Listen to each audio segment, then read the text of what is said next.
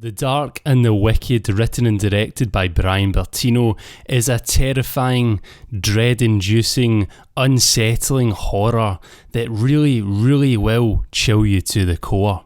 The film stars Marin Ireland, Michael Abbott Jr., Xander Berkeley and Lynn Andrews. It follows two siblings who return to this isolated farmhouse, their old home, to be with their mum and their dad, as their dad is very ill and their mum is struggling to take care of him. Though the longer they stay at this farmhouse, the more these two siblings begin to suspect that something evil is taking over their family and wants their father, for one reason or another, and it is not going to stop until it gets him or gets them all. Now, the first thing I really want to talk about in this review is the score and the sound design. The score itself is your kind of typical modern horror score, where it's got all these kind of out of tune piano notes dotted about with this long rising drone of screeching strings underneath. It is a very good score. And it also has this nice little country vibe to it, with a little bit of guitar plucking here or there, which really is just the icing on the cake for this. As it is set in Texas, it gives it those Texan roots, but most of the score is absolutely terrifying, and Tom Schrader, the composer, just absolutely knocked this one out of the park. But what's even more terrifying than the score itself, and is actually more impressive, is the sound design.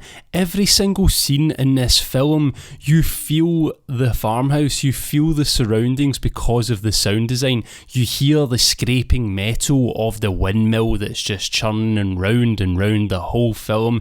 You feel every creak and crack and crone of this wooden farmhouse. And even when you're inside, you never feel too safe, because you can hear the wind blowing through, that invasive intruder coming from the outside in.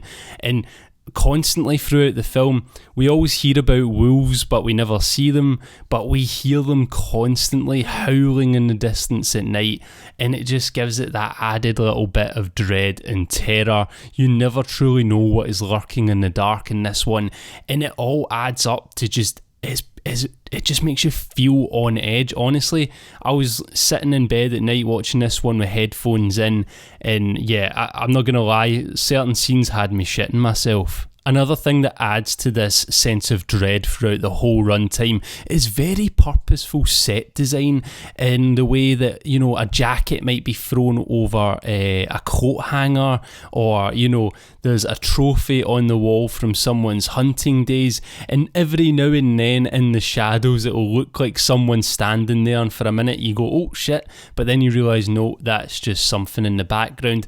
And that's something that, you know, you experience everyday life. You see things out the corner of your eye, you wake up in the middle of the night, there's maybe clothes on a chair, you think someone's standing there.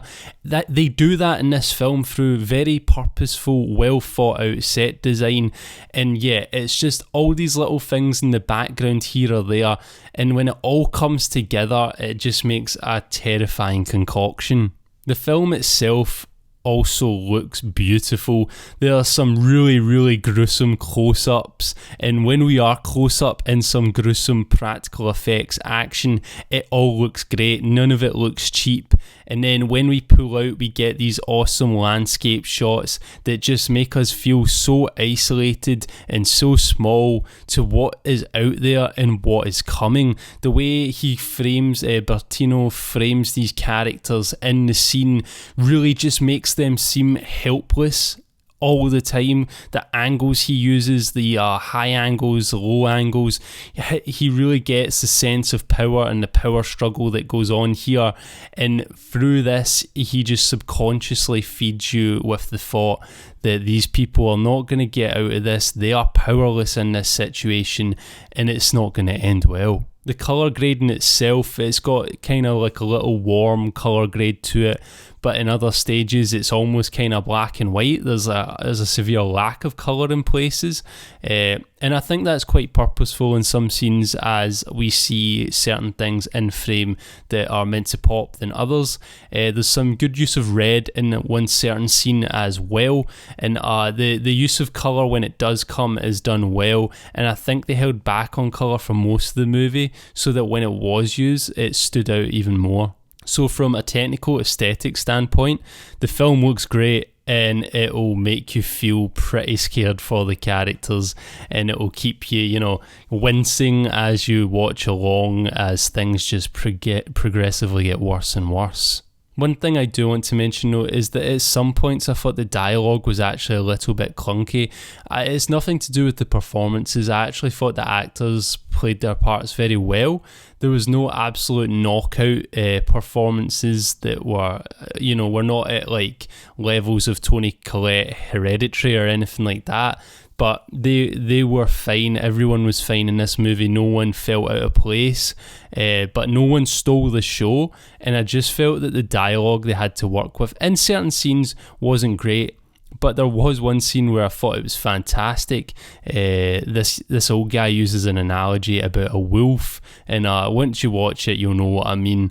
I just thought that was a really powerful and very, very terrifying line. As far as pacing goes, we get these cards over the screen every now and then as we progress through the week with these characters spending a week at this farmhouse. It takes place from Sunday to Sunday, I'm pretty sure, and each day gets worse, and no day seems to really slow down. It maybe takes a little bit of time to start.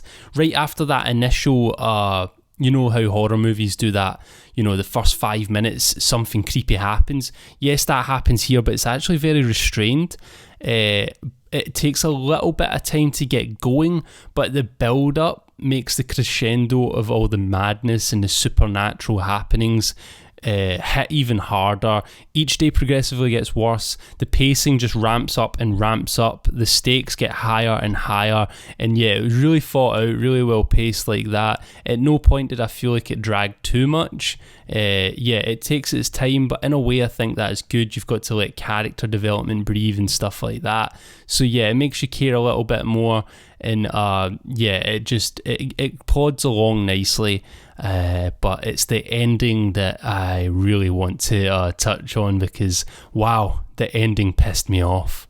As I said earlier, the film is actually quite restrained in what it shows. There are moments of gore, blood here or there, and the supernatural elements could almost be tied down to real life things like, sleep paralysis, schizophrenia.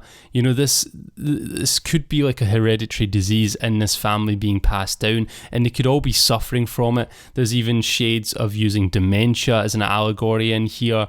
Anything that happened could be related to one of these real life problems, but then at the end the film kind of does a U-turn and goes almost Evil Dead with the gore and what people are doing to themselves. And I just thought it stepped too far for this film, and it almost went into the realm of being a totally different movie from what it started off like. But in saying that, that's not what really annoyed me. That was actually okay, and I was waiting for like a real nice climax that resolved everything. Someone just banged on my door while recording this. I am bricking it. This movie was really scary, and I didn't want to record this review at night. Hang on, I'm going to go check. It was just a solar panel salesman. All good. Yeah, so the ending, it was setting itself up for a real nice climax. I wanted everything tied up in a nice, neat, tidy bow, but I didn't get that. I didn't think it was going to end well or anything like that. I was setting myself up for being really depressed after watching this, and what I got in the end was just bleh. It was just nothing. Like, they didn't end the movie, it just stopped. And that is what really pissed me off. Honestly, I can recommend 90% of this movie, 99% of this movie, I can recommend it to you. But that last percent, that closing shot in the last little sequence, it just really pissed me off. And it's such a shame, because the movie leading up to that moment was really brilliant. The way it ended, it felt like it was a YouTube short, like a YouTube horror short. You know the way those usually end? Just kind of abrupt and something, I don't want to spoil it or anything like that. But yeah, I don't feel like I can recommend the movie anymore because I don't want to waste your time. And I wouldn't say it is a waste of time because it is a good horror flick that will keep you very creeped out throughout its full runtime.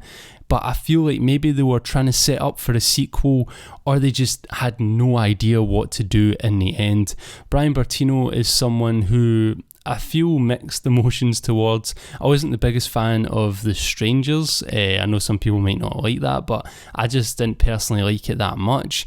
But I did really like The Monster, and I really liked what he was doing with this one all the way to the closing shot. If you've seen it, you probably know what I'm talking about. If you haven't, I'm not going to say anything, I don't want to spoil it too much, but don't be preparing yourself for a really great ending. Prepare yourself for a great film up until the ending, but yeah, the ending will probably leave a sour taste in your mouth. So with all that said and done, I'm going to give The Dark and The Wicked a 3.5 out of 5 rating. I really wish I could give it more. I feel it deserves more than that, but the ending was just too annoying for me, and because of the ending, I'll probably never watch it again.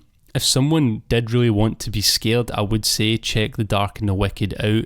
I'd chuck it on for them, but I wouldn't be sitting there, munching my popcorn eagerly, watching it right through to the end because of that ending. But if anyone else has a different take on it, please do let me know in the comment section down below, and we can have a chat about it down there. Let me know what you thought of this review as well, and if you enjoyed it, if you haven't already, then subscribe to join the club. And as always, thank you very much for watching, and good night.